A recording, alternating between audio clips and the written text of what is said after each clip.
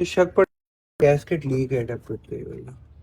ये भी पता करते हैं, ये भी खुलेगा तो ठीक है। अभी शुरू होने लगा। लोगों का खातिर खा मसला और सवाल होता है कि क्या होंडा ही होता है? नहीं,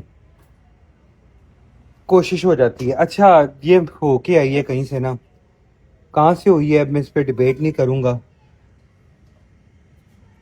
ठीक है। कीले गड़ोचे हुए पड़े हैं ये तो, अब मुझे ना फिक्र भी है थोड़ी। इसको खोलो टैपेट को, क्या कहते हैं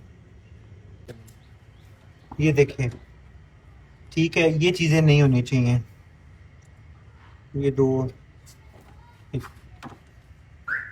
ये चीजें नॉर्मल नहीं है ना, ये चीजें और ना ये। तो ये अब हम तारें चेंज करके देखेंगे।